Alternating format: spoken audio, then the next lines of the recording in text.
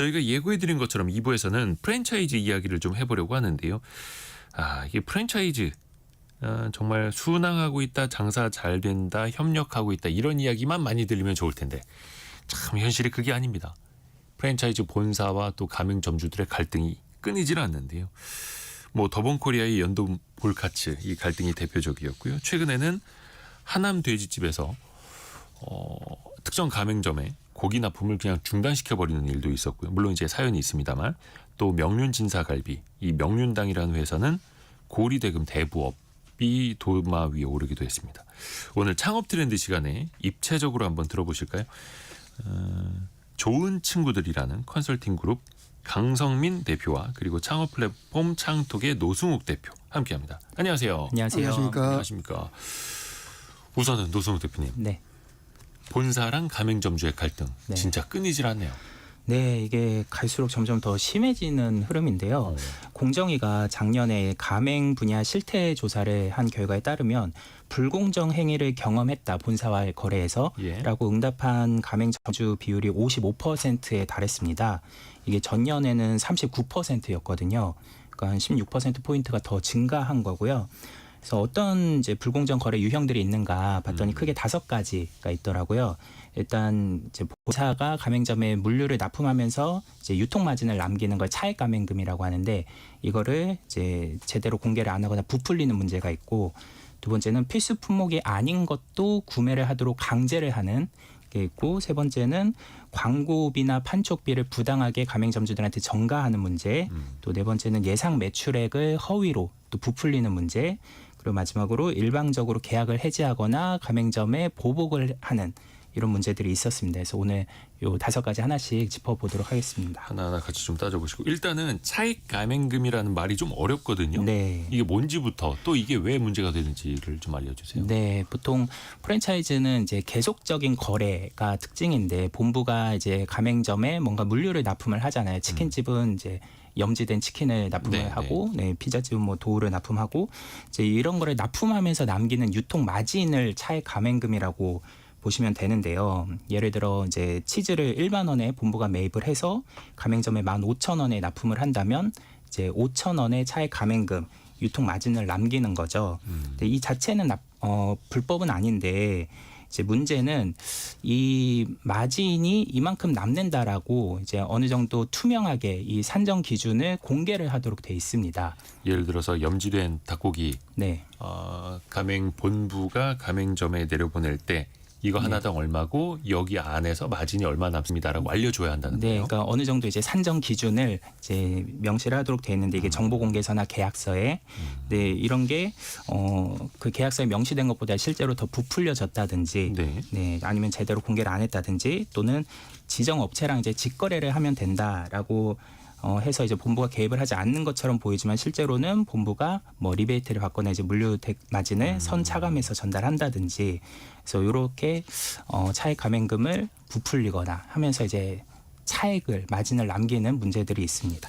이런 현실을 좀 자영업 하시는 분들도 많이 좀 들어두셔야 될 것 같은데, 강성민 대표님, 현장에서 보시기에 실제로 이렇게 차액 가맹금을 부풀리는 경우가 많이 있어요? 차액 가맹금 관련한 사례는 피자헛이 대표라고 할 수가 있을 것 같아요. 최근 1심에 의해서 2심까지 패소를 하고 이로 인해서 업계에서 큰 이슈가 지금 되고 있습니다. 그러니까 피자헛이 패소했다는 거죠. 그렇죠. 그 법률적 기반을 볼 때는 가맹사업법 11조에서 가맹계약서의 가맹금에 관한 사항을 기재하도록 강제를 하고 있고요. 동법에서 이 차액 가맹금이 가맹금에 포함이 된다고 하고 있어요. 또한 약관규제법에서는 고객이 계약의 거래 형태 등 모든 사정에 비추어 예상하기 어렵다. 그럼 그 조항은 무효라고 또 규정을 하고 있습니다. 이런 근거에 의해서 피자헛 본사는 차액 가맹금이라는 것은 기존부터 관례처럼 본부가 물류 공급의 대가로 받아오는 금액이다. 그래도 정당하다 하고 주장을 했습니다마는 법원은 차액 가맹금이 법률상 인정되는지 여는 별개로 계약서에 기재를 하지 않고 가맹점과 합의를 거치지도 않고, 그래서 차액 가맹금을 수취하는 게 위법하다고 판단을 해서 그 주장을 받아들이지를 않았습니다. 그래서 계약서에 이러한 금전을 받을 수 있다고 적혀 있어야 된다는 것인데 본사와 점주 간의 정보 비대칭 그리고 불투명성에 대한 문제라고 보고 있는 거예요. 본사들은 이건 영업 비밀이다 하면서 구체적인 마진율을 공개하지 않는 경우가 많은데 점주 입장에서는 실제 얼마를 본사가 가져가겠는지를 알기가 어렵고 또 계약상으로도 확인할 수 없는 구조인데 이런 판결까지 나오니 이제 불신이 점점 커지고 있는 상황이죠. 근데 이제 본사 입장에서 보면 우리가 이 닭 한 마리로 아니면 밀가루 이만큼 뭐 반죽 같은 걸 내려보냈을 때 여기서 얼마 남는지는 영업 비밀이다. 왜냐하면 경쟁사가 다 알면 우리가 더 어려워진다. 이렇게 그렇죠. 또 항변은 했는데 법원에서는 받아들이지 않았다라는 거고. 그 내용을 차액 감액은 우리가 수취하고 있다는 점을 기재를 해야 된다는 얘기죠. 얼마까지요? 얼마라? 얼마까지는 아니더라도 받고 있다라는 정도를. 다른 브랜드들은 어때요? 이번 그 판결 이후 다른 데들도 똑같이 또 일어나는 데도 있다고. 그렇지 않아도 이제 그 대형 브랜드 BHC, 베스킨라빈스 등 17개 브랜드 그리고 점주 2,400명 이상이 이 소송에 지금 나서서 그게 크게 확산이 되고 있습니다. 근데 대부분 이제 피자헛을 제외하고는 1심이 진행 중인데 제 개인적인 판단에서는 승소 확률이 그렇게 크지는 않다고 보여집니다. 그 이유가 피자헛이 1985년에 한국에 1호점을 오픈했어요. 네. 근데 당시 한국은 프랜차이즈 개념이 거의 없던 시절이거든요. 네. 미국은 로열티 위주의 수익 구조 그리고 물류는 공동 물류로 저렴하게 어떤 공급하는 그런 문화거든요. 근데 계약서도 그런 위주로 작성이 되어 있었겠죠. 그 당시에 그 계약서를 번역해서 사용을 하다 보니까 차액 감액금이라는 내용이 빠져 있을 확률이 많겠죠. 근데 우리나라의 이제 프랜차이즈가 확산되면서는 로열티보다는 물류 수익 구조로 이제 거의 형성이 됐거든요. 네. 그래서 다른 브랜드들은 그런 내용이 자연스럽게 언급이 될 수밖에 없었겠죠, 계약서에. 그 차이가 좀 있다는 얘기죠. 그래서 결국에는 이 정도는 우리가 마진을 붙여서 판매할 수밖에 없습니다가 아니라 그거를 계약서에 명기하라라는 그렇죠. 거죠. 네, 가맹본부랑 가맹점주는 계약으로 맺어진 사이니까. 그렇습니다. 어떻게 보면 되게 좀 기본적인 것 같기도 한데 예비 창업자분들이 이런 걸 다 어떻게 알 수가 있나요? 먼저 계약 체결 전에 반드시 정보 공개서라는 문서가 있습니다. 네. 이제 공정거래위원회 그렇죠. 가면 등록이 되어 나오는 거. 있는 정보 공개서인데 일종의 이제 거대한 본사의 소개서라고도 봐도 되겠습니다. 정보 공개서는. 그래서 여기에 필수 품목의 공급 구조를 그 정보 공개서를 통해 확인을 해야 됩니다. 만약에 정보 공개서에 제3자가 공급을 한다 이렇게 될 수가 있겠잖아요. 예. 그런 경우에는 그 물품 공급 대금도 제3자에 지급을 하고 또 세금 계산서도 역시 그 업체에게 발급이 되는지 확인을 해야 될 것이고요. 만약에 본사가 직접 차액 감액금을 수취한다고 했을 때는 그 규모나 산정 방식이 어떻게 되는지 등을 구체적으로 확인을 해봐야 됩니다.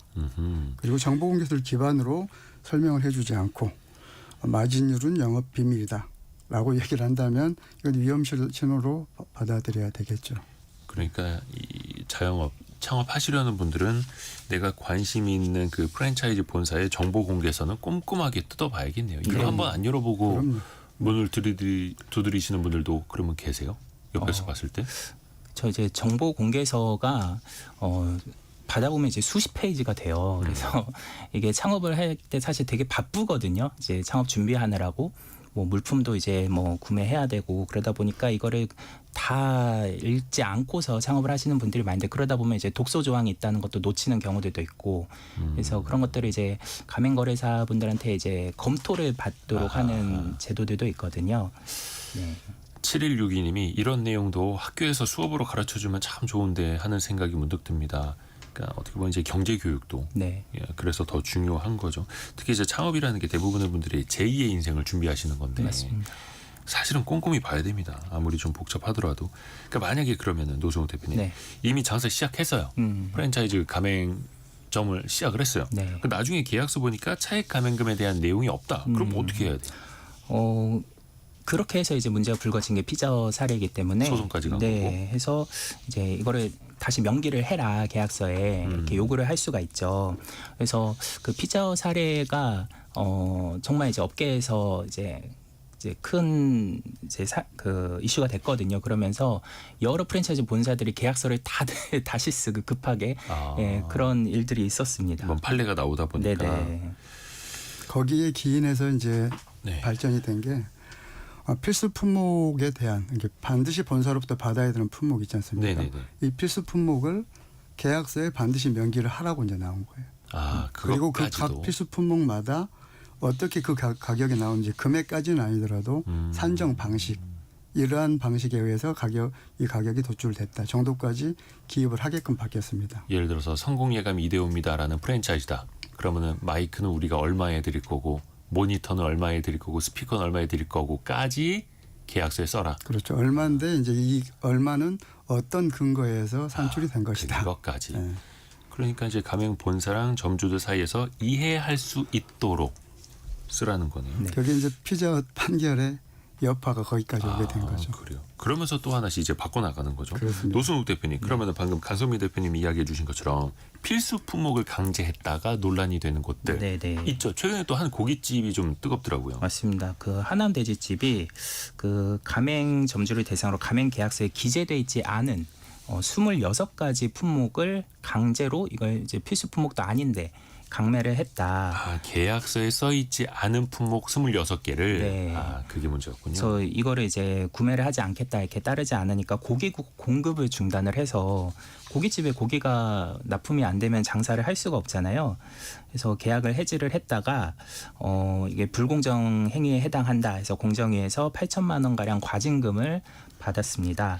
26가지는 본사가 봤을 때 이거는 필수 품목입니다. 네. 똑같이 통일해서 사셔야 해요. 근데 그쵸. 점주는 무슨 소리야? 그 계약서에도 안 써 있는데 그렇죠.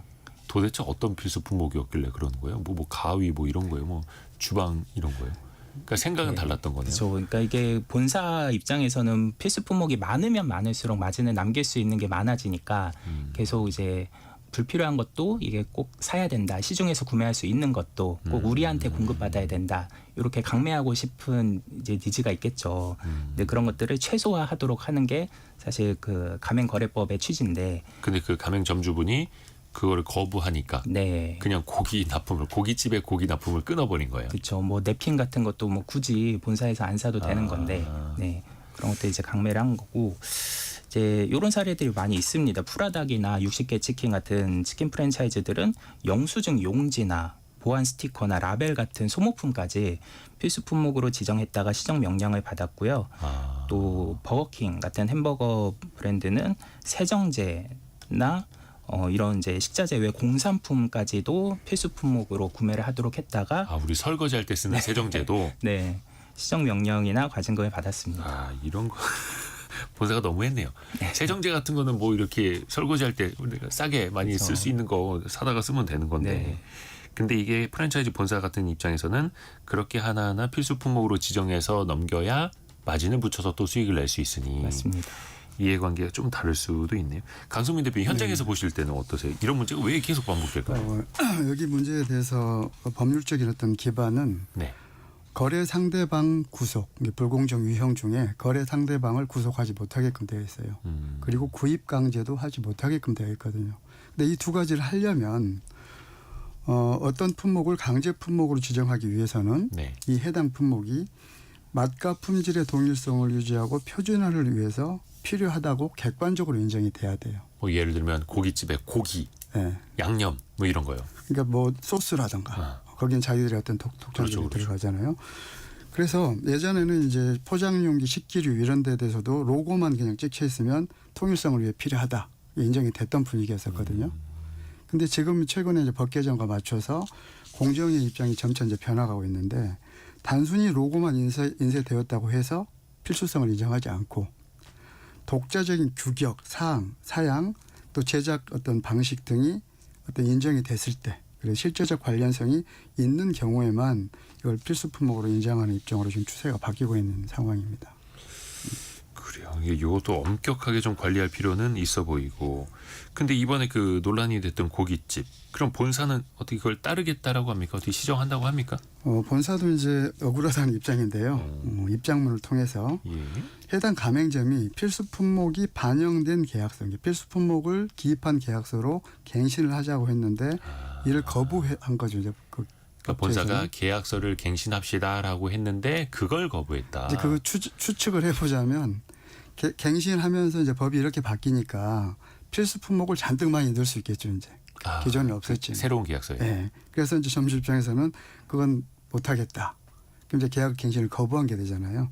그래서 거부했기 때문에 우리도 이제 어쩔 수가 없었다고 이제 주장을 하고 있는 상황이고요. 근데 여기 사례 그 공정위에서 나온 거 보니까 김치, 소면, 소시지, 쌀, 소금 등의 22종, 또 뭐 배달 용기, 비닐봉투 비롯한 4종, 요렇게 해서 총 26개를 필수 품목으로 지정했다고 하네요. 이 고기 업체는. 그러니까 그 공산품으로서도 어디서나 구매할 수 있는데 그거를 이제 아까 얘기했듯이 특정 어떤 본사만의 노하우가 들어가지 않은 일반 품목을 지정했을 경우에 이제 문제가 될 수 있는 거죠. 근데 이게 좀 논쟁이 있을 수도 있겠네. 예를 들어서 배달을 위한 비닐 봉지도 우리가 거기 예쁘게 디자인을 하고 로고를 찍어야 하고 뭐 친환경 비닐을 쓸 수도 있으니 우리 걸 꼭 필수적으로 써야 됩니다라고 할 수도 있는 거고, 냅킨 역시 마찬가지 아닐까. 로고를 박아서 쓸 수도 있는 거고.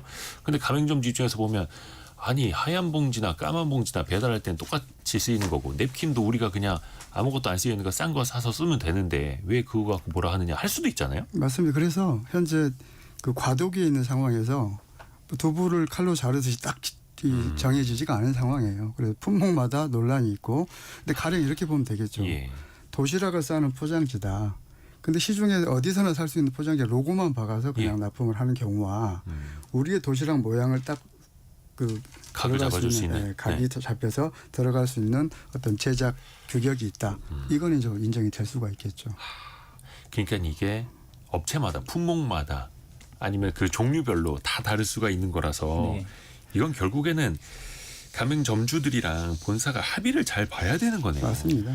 그리고 이제 본사가 뭐 그게 꼭 필요하다 그러면 뭐 납품을 할 때 근데 합리적인 가격에 납품을 하면은 또 점주들이 뭐 시중에서 구매하는 게 오히려 번거롭고 예, 오히려 더 좋을 수도 있는데 거기에 이제 뭔가 폭리를 취하려고 하니까 점주들이 반발을 하는 거겠죠. 맞습니다. 그러니까 그 폭리라는 기준도 어떻게 보면은 가맹본부는 합리적인 마진입니다. 이럴 거고, 점주들은 또 기대하는 바가 본사에서 대량 구매해서 한 1,000개 가맹점에 뿌려주면 오히려 더 싸게 해줘야 되는 거 아니야? 또 이럴 수도 있겠고. 그렇죠. 네. 생각의 간극이 또 클 수밖에 없겠네요. 그러면 이거 강성민 대표님, 네네. 본사는 좀 어떻게 좀 개선을 하면 좋을까요? 어떤 점을 좀 바꿔가면 좋을까요? 먼저 예비 창업자 네. 입장에서도 계약 체결 전 필수 품목 목록인데 반드시 확인을 해야 합니다. 먼저 확인하셔야 네네네. 되고. 그리고 이 필수 품목이 추가될 가능성이 있는지 계약서를 통해서 그리고 그 조건이 무엇인지 등 계약서에 어지간한 게 들어가거든요. 그래서 꼼꼼히 따져봐야 되고 계약서나 정보공개서에 기재가 되지 않는 항목이 있다. 네. 근데 본사가 강제로 요구를 하고 있다. 이건 이제 거절할 수 있다는 것도 기억을 해둬야 합니다. 그리고 필수 품목으로 지정이 돼 있다 하더라도 어떤 이 필수 품목이 어떤 이유에서 필수적이라고 판단되는지에 대한 해명을 요구할 수도 있어요. 점주 입장에서는. 그래서 단순히 그 규격화되어 있는 계약서에 사인만 하는 게 아니라 얼마든지 내가 거기에 더 의견 제시를 하고 때로는 바뀌기도 합니다. 그래서 계약 조항이 네, 그런 부분을 활용을 해야 할 것 같습니다. 그리고 본사 입장은 네. 사실 강제 품목을 지정할 때는 아까 얘기했듯이 소스라든가 핵심 우리의 어떤 노하우가 들어간 부분에 최소화해서 지정을 해야 할 것이고 뭐 단순 포장재 소모품, 공산품 이런 부분들은 자정 노력을 통해서 이제 어떤 피하시는 게 좋을 것 같습니다. 네. 그러니까 이게 본사가 정보 공개서는 공통적으로 이제 모든 점주들한테 해당이 되지만 이 가맹 계약서는 점포마다 좀 특약 사항들이 다 다르거든요.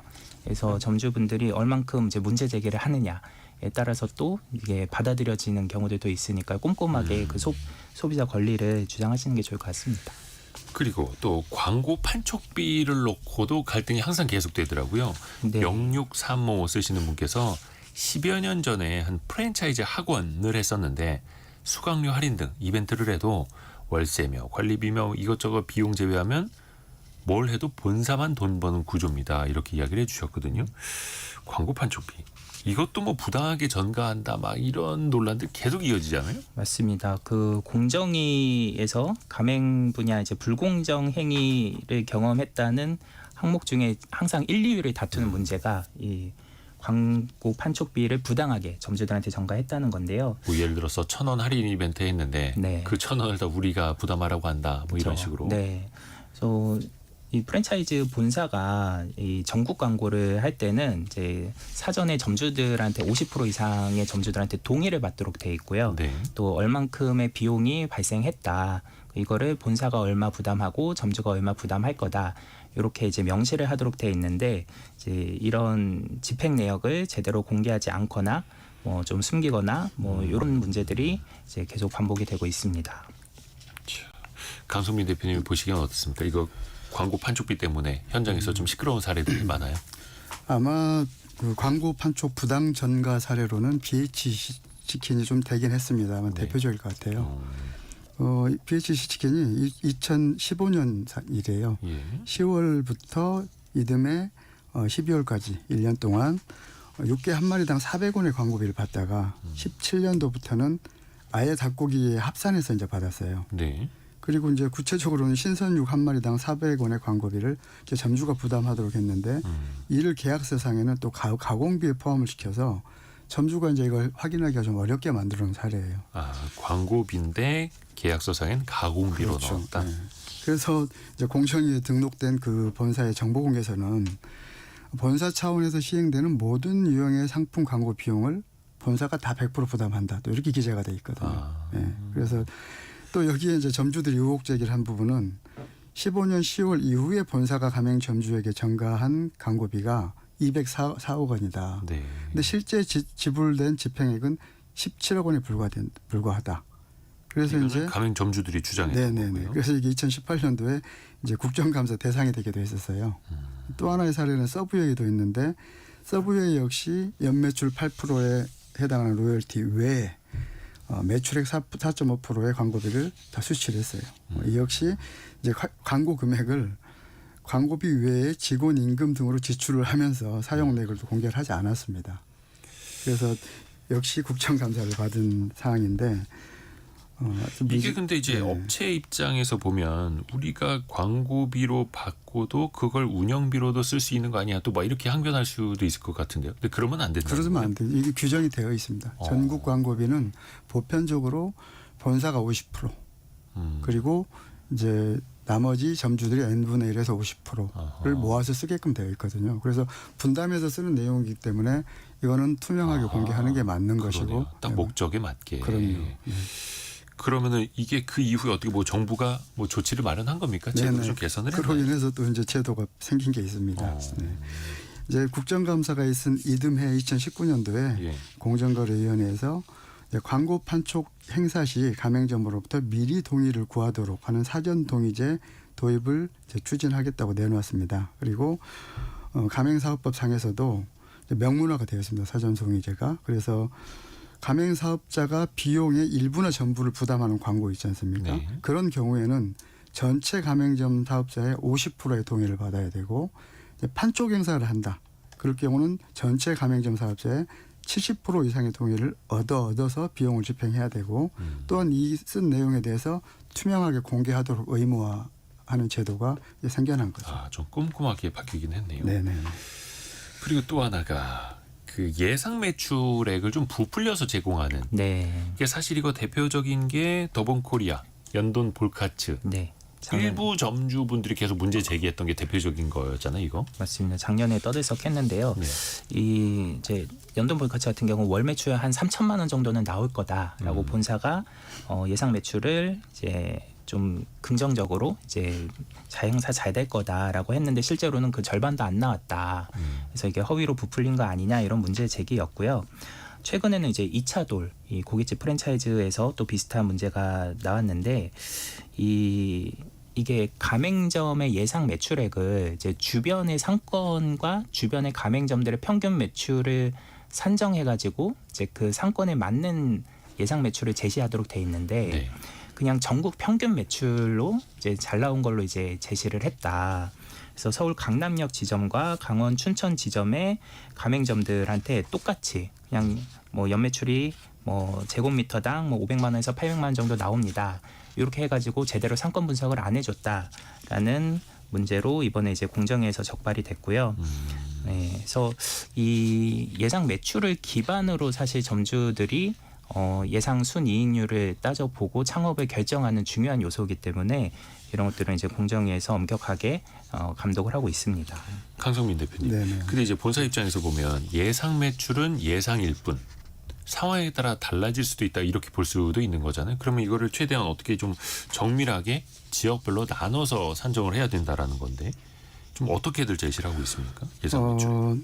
이제 허위 과장 광고에 해당이 되거든요. 예상 매출액을 부풀려서 제공한 경우. 가맹사업법에서는 5년 이하 징역 3억 원 이하 벌금으로 가장 큰 벌칙을 지금 제시를 하고 있습니다. 그리고 사건 사고도 제일 많은 부분 중에 하나고요.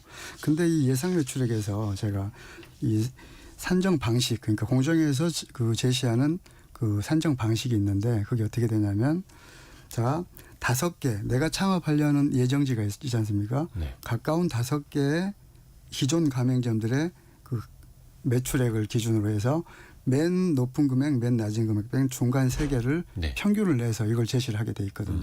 이게 합법적인 방법인데 그러니까 이게 그냥 무작정 추정하는 게 아니라 네. 이미 그 비슷한 지역에서 영업을 하고 계시는 분들의 평균을 뽑아보라는 거죠. 그런데 이제 예시를 한번 들어볼게요. 네. 신촌 상권과 홍대 상권이 이제 마포 지역 가까이 네. 있잖아요. 근데 내가 어떤 마포 지역의 골목 상권에 조그만 창업을 하려고 해요. 근데 인근 5개를 보니까 신촌에 2개 있고 뭐 홍대에 있고 이러면 어때요? 굉장히 매출이 높잖아요. 네. 그런 데는. 네. 근데 나는 예상 매출액을 합법적인 절차에서 받았는데 굉장히 높은 걸 받아볼 수가 있는 거죠. 아하. 그래서 그 참고할 뿐이지 그걸 맹신해서는 절대 안 된다는 겁니다. 네. 그리고 가맹사업법에서 이제 100개 이상 그 되는 본사, 가맹점이 100개 이상을 보유한 본사는 가맹 희망자에게 이러한 예상 매출액 산정서를 반드시 이제 의무화하고 있어요. 제공하도록. 근데 100개가 안 되는 경우에는 제공하지 않아도 된다는 거죠. 근데 누구라도 이걸 제공할 때는 구두가 아니라 서면으로 네네, 하도록. 여기다 문 여시면 월 매출 얼마 찍으실 수 있어요. 이게 아니라 서면으로 객관적인 그렇습니다. 배경 데이터까지. 그리고 1090님이 모든 업종이 대부분 그렇게 허위죠. 그래서 초보들은 훅 넘어가죠. 이렇게 이야기해 주셨는데 당연히 본사 입장에서는 예상 매출을 높게 잡아야 많은 사람들이 저 프랜차이즈 하고 싶어라고 이제 올 테고요. 네네. 그러면 또 안 된다라는 거고요. 그러면 가맹점주가 사실 뭐 그 지역의 그 프랜차이즈 매장들 뭐 10군데를 다 돌아다니면서 매출 데이터를 받아서 평균을 내보고 그럴 수는 없잖아요. 그럼요. 어떻게 이 검증이 가능할까요? 이제는 점주 같은 경우는 네. 사실은 이제 가장 좋은 방법은 그 다섯 군데 외에도 창업 예정지 자기 예정지 주변에 점포들이 있지 않습니까? 네네네. 그 중에서 내가 창업하려는 성격, 뭐 학교 상권이라든가 아니면 뭐 오피스 상권이라든가 유사한 상권을 찾아서 그 같은 동종 브랜드 기존 어떤 점주 서너 군데 정도를 방문하지 않습니까? 네. 그러면 거기서 본사로부터 어떤 방법을 써도 받을 수 없는 자료가 있습니다. 첫째는 네. 매출액 그 데이터는 많이 있거든요. 정보공개에서 보더라도 평균 매출액이 네네네. 얼마고. 하지만 매출액이 중요한 게 아니라 순이익이 중요한 거잖아요.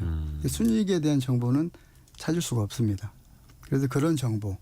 그다음에 더 중요할 수 있는 게 본사의 도덕성, 임직원들의. 이거는 직접 만나서 들어보지 않으면 알 수 없는 정보거든요. 그러니까 가맹점 하시는 다른 사장님한테 그렇죠. 이 본사가 좀 어때요? 여기 영업하시는 분들 어때요? 관계가 좀 어떠세요? 아쉬운 소리 좀 해야죠. 여쭤보라는 거죠. 그렇죠. 그렇게 하면서 사실 발로 뛰면서 또 경험치를 또 쌓아가셔야 하는 그러니까 거고. 이제 법리적인 부분이나 경영적인 측면은 전문가를 통해서 자문을 받는 방법이 있겠지만 그런 실제적인 바닥에서 일어나는 현상은 방문하지 않고는 알 수가 그렇죠. 없는 겁니다. 준비해야죠. 네. 노승욱 대표님. 네. 그래서 이게 가맹점주랑 가맹본부랑 갈등이 있다가 원만하게 합의가 되면 좋은데 결국에는 합의가 안 돼서 네. 계약을 해지해버리는 경우가 있지 않습니까? 네. 이게 실제로 많이 있나요? 네, 종종 있는 게 이제 본사도 약간 감정적으로 또 대응을 하는 경우들도 있고요. 약간 괘씸죄로. 근데 그게 이제 법에 근거하지 않고서 불법으로 일방적으로 계약을 해지해서 이제 화제가 된 사례가 얼마 전에도 있었는데요. 이 탄핵 사태 때 네. 이제 정치적인 입장을 이제 매장에서 이제 밝혀가지고 뭐 윤석열 전 대통령 파면, 이재명 대통령 당선 이렇게 이제 표시를 했다 해서 이제 본사가 이거를 이제 계약을 해지한 경우인데요. 뭐 브랜드 이미지를 훼손했다는 이유로. 근데 그렇게 해서 이제 이슈가 되니까 또 이제 계약 해지를 철회를 했습니다. 그리고 이 점주와 이제 안 좋게 계약 해지가 되고 나서 보복 출점을 하는 경우들도 있어요. 그 동네 네. 가까운 곳에다 똑같은 점포나 직영점을 내버리는 그렇죠. 거죠. 예. 그 피자 브랜드가 그랬었는데 이 가맹본부랑 갈등을 빚던 점주가 이제 다른 브랜드로 바꿔서 이제 출점을 하니까 바로 그 인근에 보복성 직영점을 오픈을 했는데 여기서 이제 엄청나게 할인 행사를 해가지고 이제 인근 그 점주가 장사가 안 되도록 한 거죠. 그래서 결국 그 점주가 버티다 못 버텨서 결국 스스로 이제 극단적 선택을 한 비극적인 사례가 있었습니다. 이건 진짜 감정적으로 가맹본부가 그렇게 나섰던 거네요. 네. 이거 좀 오래전 얘기입니까? 네, 요거 한 10년 전 정도인데요. 이게 검찰이서 본사를 압수수색을 해봤더니 네. 점주를 정말 고사시키기 위해서 아주 치밀하게 사전에 준비를 했던 정황들이 밝혀졌습니다. 근데 이런 게 이제 편의점 업계에서도 또 종종 있었고요. 그래서 뭐 본사가 편의점은 직영점을 옆에 내면은 뭐 일단 매출이 반토막이 나는 업종이니까요. 그렇죠. 근데 이게 일방적 혹은 보복 이런 단어까지 나오는 거 네. 보면 진짜 이제 막다른 길까지 가서 더 이상은 합의가 안 되는 거고. 근데 자본력이 됐든 뭐가 됐든 버틸 수 있는 한계는 가맹점주가 더 이제 뚜렷할 수밖에 없는 거고. 네. 강성민 대표님, 그리고 이런 행위가 있으면 예를 들어 진짜 명백하게 우리 말 안 듣는 저 점주 계약 해지하고 옆에다 직영점 크게 내서 고사시켜 버려라. 이거 법적으로는 어떻게 됩니까? 이거 뭐 보호받을 수 먼저 있습니까? 이제 보복 조치에 앞서서 계약 해지를 통해서 이제 거기까지 갈 것 같은데 네. 계약 해지 단계부터 살펴보면 가맹사업법에서는 본사가 이제 계약을 해지하려고 하는 경우에는 2개월 이상의 유예 기간을 두고 그리고 2회 이상의 최고 절차를 거치도록 하고 있어요. 예를 들면 7월 1일에 이러한 사안을 위반했기 때문에 해지할 수 있으니 개선을 해라라고 보냈어요. 네. 2개월의 유예 기간 9월 1일이 지나서 다시 한 한번 번 더. 이러한 사안을 위반한 거 다시 한번 최고한이 언제까지 시정을 해라. 이걸 어겼을 때는 이제 그 계약을 해지할 수가 있는 거거든요. 그런데 이제 이 해지 절차도 무시하고 바로 이제 계약 위반 그 계약서를 어겼기 때문에 해지다 이제 그런 경우가 있는데 아무래도 이제 창업자 입장에서는 해지라는 게 굉장히 크게 다가오니까 그런 엄격한 절차를 둔 것이거든요. 그리고 이제 가맹사업법 12조에서는 점주가 분쟁 조정 신청이나 공정위 조사에 본사에게 불리하게 협조를 했다는 이유로 또 불이익을 줄 수가 있잖아요. 이랬을 때 상품 영역을 공급을 중단하거나 계약 해지를 하거나 또는 뭐 보복 출점을 한다거나 이런 보복 조치를 전면적으로 금지를 하고 있어요, 법으로도. 그래서 공정거래위원회 심사 지침에 보면 그 네 가지 이제 예시를 하고 있는데 뭐 가맹사업법 위반했다는 걸 본사가 위반했다는 걸 공정위에 신고했다고 해서 뭐 계약갱신 거절이나 해지를 하는 경우 또는 공정위 조사에 불리하게 협조했다는 이유로 상품 공급을 중단해서 어떤 사업을 곤란하게 한다던가. 세 번째는 이제 가맹점주가 분쟁 조정 신청을 할 수 있잖아요. 네. 분쟁 조정 신청했다고 해서 어떤 다른 가맹점에 비해서 현저하게 불리하게 계약 조건을 변경한다던가. 이것도 다 보복이고. 네. 그리고 마지막으로 또 공정위 신고했다고 해서 직영점이나 유사 가맹점을 개설해서 보복 출점을 한다던가 이런 네 가지를 유형으로 들고 있습니다. 공정에서도. 당연히 이거는 이제 법적으로 금지가 되어 있는 건데 그렇습니다. 프랜차이즈 입장에서는 이 정도로 관리를 해야 다른 사람들도 반기를 못 들 거야. 또 막 이렇게 이상하게 본사는 그런 논리가 있고. 있을 수 있지만 그래서 이제 보호하는 법이 또 있는 거죠. 그 예전에 그 공정위에서 프랜차이즈 그냥 실태조사, 설문조사 하는 것도 이게 본 적이 있는데 거기에 응답하시는 가맹점주분들도 눈치 많이 보시더라고요. 괜히 내가 예를 들어서 뭐 별점 하나 주듯이 이렇게 악평을 하면은 이게 또 본부에 들어가지 않을까. 그게 아까 유형 두 번째 공정위 조사에 협조하였다는 이유가 이제 그 사항이 되는 거죠. 그러니까요. 참. 그러면은 일단 가맹점주 입장에서 보면은 갑은 아니고 좀 을이다 보니까 혹여나 갑질을 받을 수도 있는 건데 이걸 어떻게 피할 수 있는 방법이라는 게 좀 있습니까? 뭐 예측이 됩니까? 사실은 이제 그 예측될 수 있는 영역이 너무 많아서 이걸 다 잡을 수는 없겠지만 이 시간을 빌어서 이제 첫 번째로는 역시 계약을 할 때는 계약서를 꼼꼼히 확인해야 된다는 겁니다.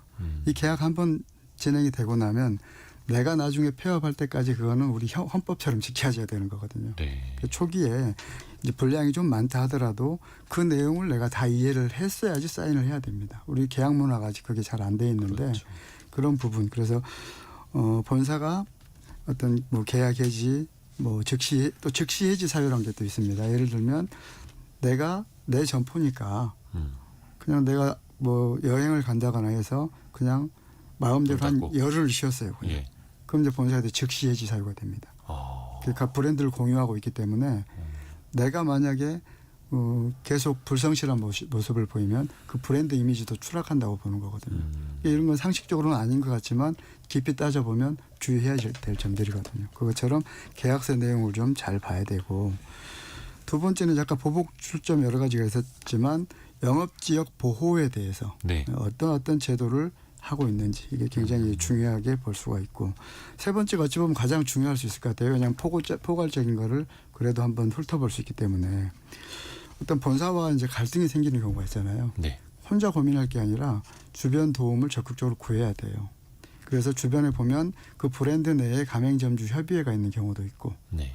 또는 이제 가맹거래사라는 게 이제 어쨌든 본사와 분쟁에 있어서 그 법률적인 대응을 하는 어떤 직종이다 보니까 가맹거래사에게 그 전반적인 거래 과정이라든가 이런 걸 공유해서 내가 나를 구제할 수 있는 어떤 방어책이 무엇이 있는지 그래서 분쟁 조정을 통해서 어떤 나를 구제할 수 있는 방법도 있을 수가 있겠죠. 그리고 또 하나가 요 이슈 하나 좀 짚고 끝내야 되는데 최근에 한 그 고깃집 프랜차이즈가 고금리 대출을 해주는 케이스가 있어서 아까 우리 청취자분들도 알려주시네요. 이거 무슨 사건이었습니까? 뭐 앞서 본 사례 이외에도 이제 방금 말씀하신 은행에서 3.34% 정도의 금리로 자금을 조달합니다. 네. 그리고 특수 관계인 대부업체 12곳을 통해서 점주들에게 이걸 10%대 중반의 금리로 다시 대출을 해줘요. 그러니까 사실상 대부업 했던 거네요. 그렇죠. 그래서 사실상 대부업에 의존해서 확장한 모델이라고 비판을 받은 어떤 명륜 진사갈비가 그런 경우인데 이건 최근에 뉴스에도 나왔고. 네네 이런 사례들이 좀 많습니다. 그래요. 좀. 물론 이게 가맹점주분들이 이제 급전 필요하신 분들이 있고 뭐 영업 안 됐을 때 뭐 필요할 수도 있으니 뭐 좋은 게 좋은 거다, 연계 영업한 거다 뭐 이렇게 볼 수도 있을 텐데 이거는 최근에 그래서 조사를 받고 있더라고요. 네. 이게 사실 산업은행에서 그러라고 빌려준 자금이 아닌데 네, 대부업에 등록을 하지 않아 놓고 이제 대부업을 한 거죠. 그 뭐 미등록 대부업 논란도 좀 있더라고요. 네네. 그래서 이거는 뭐 어떻게 처벌을 받는지는 조금 더 지켜보고. 서울시에서도 이 부분을 좀 주의 깊게 보고 서울시에서 조사 나섰다 하더라고요. 네네, 조사하고 계신데 결론은 아직 잘 모르겠습니다. 참 별일이 다 있습니다. 별일이 다 있습니다. 좀 노승욱 대표 마지막으로 좀 정책적으로 좀 보완돼야 될 점도 좀 말씀해 주세요. 네. 그 지금 가맹거래법이 이제 점주들을 보호하는 이제 조치인데 이런 것들이 아직 좀 미흡한 부분들이 있어서 계속 보완이 되고 있는데요. 네. 이게 본사들이 또 우회하는 방법들을 또 찾아서 이걸 사실 사문화시키는 경우들이 있습니다. 예를 들면 직영점을 적어도 1년 이상, 한 개 이상 운영해야지 된다는 1+1법이 네. 한 5년 전쯤에 이제 시행이 됐는데 이것도 뭐 기존 브랜드를 인수를 하면은 1년이 안 돼도 가맹 영업을 할 수 있도록 돼 있고 그래서 이런 것들이 이제 법을 만든 취지가 훼손되고 있는데도 아직 제대로 감독이 안 되고 있는 상황들이거든요. 또 이번에서 이 가맹점을 100개 이상 운영하는 대형 프랜차이즈가 직영점을 3개 이상 운영하도록 하는 백종원 방지법도 이번에 법안이 발의가 됐는데 이런 것도 이제 업종별로 또 대기업의 규모에 따라서 세계뿐만 아니라 이제 정률제로 이걸 가야 된다 뭐 이런 것도 있고 해서 좀 꼼꼼하게 좀 규제를 잘 만들어야 될 것 같습니다. 그 법을 바꾸는 것뿐만 아니라 그게 실질적으로 잘 통용이 되고 있는지 네. 지켜지고 있는지까지요. 오늘 많이 배웠습니다. 오늘 개선 이제 부분- 시간 때문에 마무리를 좀 할게요. 좋은 친구들 컨설팅 그룹 대표인 강성민 가맹거래사 그리고 창업 플랫폼 창톡의 노승욱 대표와 함께했습니다. 고맙습니다. 감사합니다. 감사합니다.